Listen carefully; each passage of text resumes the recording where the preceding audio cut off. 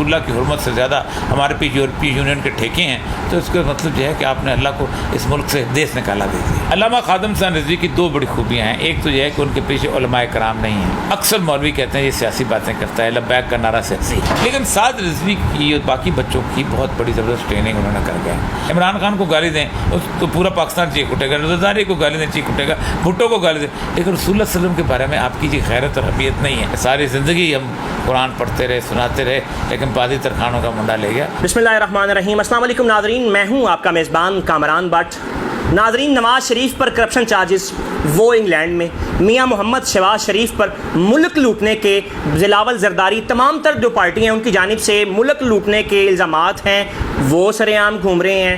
حمزہ شہباز وہ بھی سر عام۔ ایک 26 سالہ نوجوان جس کا نام سعد رضوی، آج وہ پابند سلاسل ہے، میرے ساتھ موجود ہیں معروف مذہبی سکالر جناب اوریا مقبول جان صاحب۔ ان کی زبانی آپ کو آج تک کچھ تلخ حقائق سنوائیں گے۔ چلتے ہیں ان کی جانب۔ السلام علیکم سر۔ جی وعلیکم السلام ورحمۃ اللہ۔ سر کیسے ہیں آپ؟ ٹھیک ہے میں ٹھیک ٹھاک۔ سر، تمام پارٹیاں ملک پاکستان کی پچھلے کچھ سالوں سے ایک دوسرے پر کیچڑ اچھالتی رہیں، کچھ کے ثابت بھی ہوئے، لیکن وہ سارے لوگ باہر ہیں۔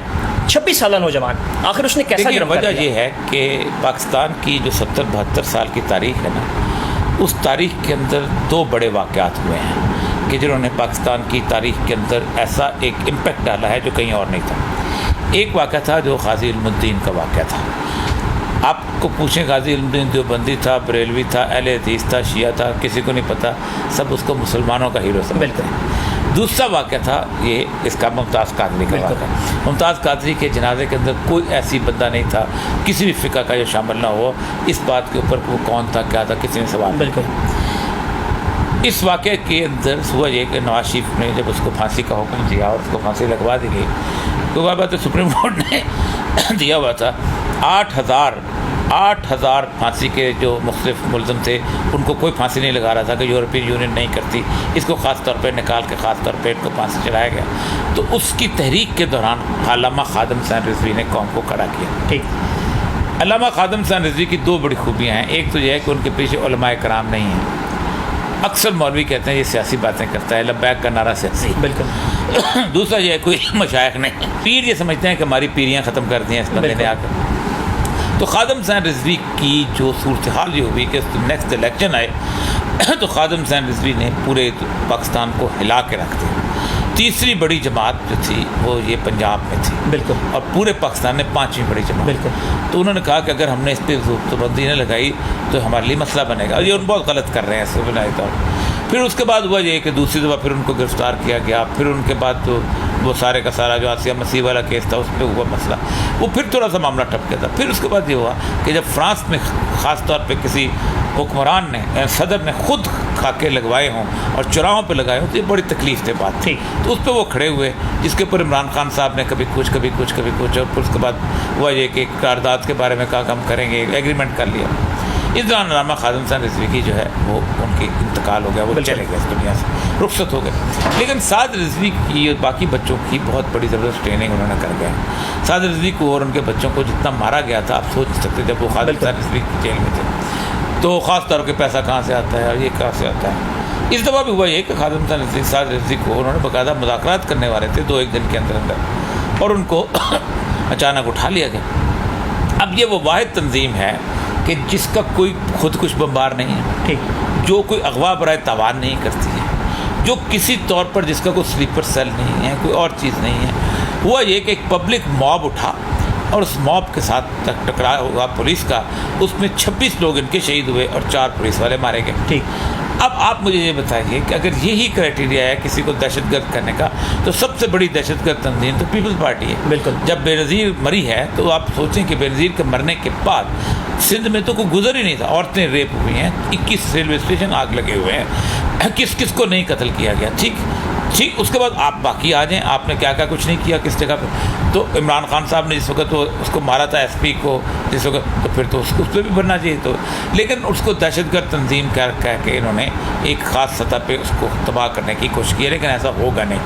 ایک بات یاد رکھیے، میں نے اس سے عمران خان صاحب بھی کہا تھا کہ پاکستان میں جو مذہبی فیکٹر ہے نا یہ نہیں نکال سکتے آپ مذہبی فیکٹر کو۔ ہم نے یہ کہنے لگا کہ دیکھیں جماعت اسلامی ختم ہوگی، فضل الرحمان ختم ہوگی، میں کہ وہ مذہبی سیاسی جماعتیں، میں مذہبی فیکٹر کی بات کر رہا ہوں۔ مذہبی فیکٹر وہ ہوتا ہے کہ جس کے اندر یعنی آپ باہر نہیں نکل سکتے. پھر لوگوں کو خوف اتنا ہوتا ہے کہ احسن اقبال جس کی ماں تہجد گزار تھی لیکن اس کو گولی لگ جاتی ہے. تو یہ آپ جب تک آپ اس ناموس رسالت کے مسئلے کو انسانوں کی طرح عزت و غیرت اور حمیت کی طرح حل نہیں کرتے. اب ٹھیک ہے, لوگ ایکسپیکٹ کرتے ہیں کہ جو کچھ آپ نے والد کو گالی پڑھنے پہ ریئیکٹ کرتے ہیں ویسے سے زیادہ آپ رسول اللہ صلی اللہ علیہ وسلم کے بارے میں نازیبا الفاظ کہنے پہ آپ ریئیکٹ کریں, لیکن آپ نہیں کرتے.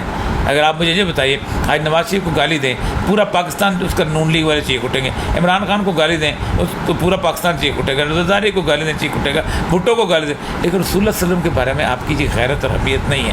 یہ وہ غیرت اور حمیت ہے جو کچھ لوگوں کے اندر ہے اور بہت طاقتور اور قوت والے ہیں. سر ایسے جب نواز شریف کو گالی دے آپ نے بالکل بات ٹھیک کی کہ تمام طبقے باہر نکل آتے ہیں, لیکن جب بھی ناموس رسالت کی بات آئی تو بڑے مخصوص لوگ گنے چنے اللہ کی طرف سے شاید ان پہ انعام ہو وہ نکلے.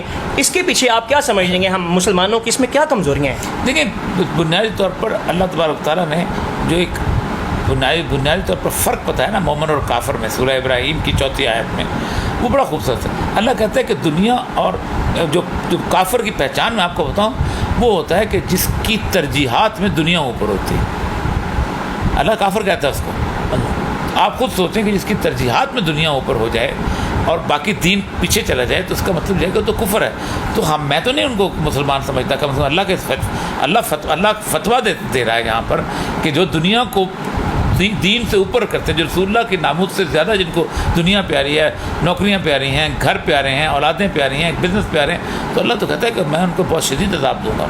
سر سعد رضوی کیا ان کے بارے میں کوئی خبر بہت ہے؟ بہت حوصلے والے آدمی ہیں, بہت حوصلے والے آدمی ہیں.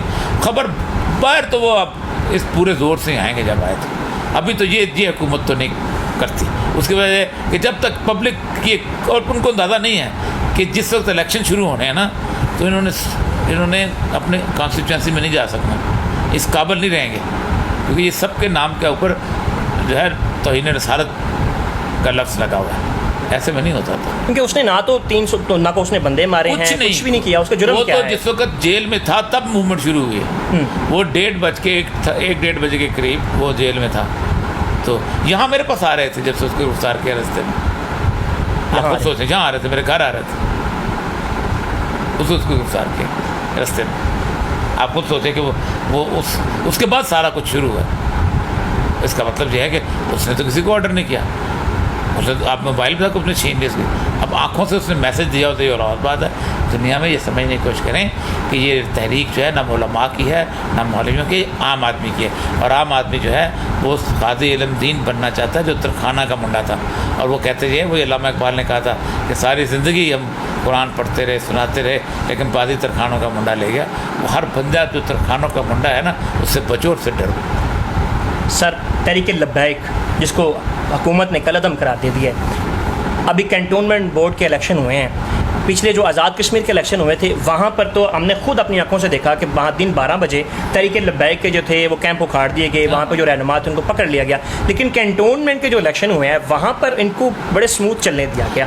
کیا مستقبل سمجھتے ہیں؟ خود نہیں چاہتے تھے لڑائی ہو, جی چاہتے ہیں کہ ہمارا علاقہ ایماندار ہے, بے ایمان تو سارے, تو انہوں نے کنٹونمنٹ نے آرام سے الیکشن کروائے ہیں. ٹھیک ہے, آگے مستقبل کیا ہو سکتا ہے تحریک لبیک؟ مستقبل تو بہت گند ہے. پاکستان کا مستقبل دیکھیں, پاکستان اگر اس جنگ سے بچ گیا جو انڈیا پاکستان کی ہونے والی ہے, جو امریکہ مسلط کی, تب دیکھیں گے. پاکستان میں گندا خون کافی اکٹھا ہو گیا, اللہ تعالیٰ کی طرف سے کچھ فیصلے ہو گئے ہوئے ہیں, وہ پتہ نہیں بزرگ تو یہی کہتے ہیں, تو وہ پاکستان کا گندا خون صاف ہو جائے تو ٹھیک ہو جائے. حکومت کو کیا مفید مشورہ دیں گے سعد رضوی کے حوالے سے؟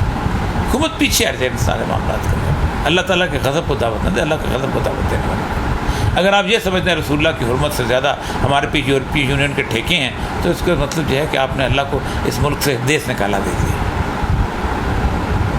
اللہ کے غضب کو نہ دعوت دیں, اللہ کے غضب کو نہ دعوت دیں. مفید مشورہ دیا اور یہ مقبول جان صاحب نے. اب دیکھنا یہ ہوگا کہ حکومت اپنی ڈھٹائی برقرار رکھتی ہے یا چلو بھر پانی میں ڈوب کر جو ہے وہ سعد رضوی صاحب کو باہر نکالتی ہے. کیمرہ مین کے ساتھ مجھے اجازت دیجیے, اللہ نگہبان.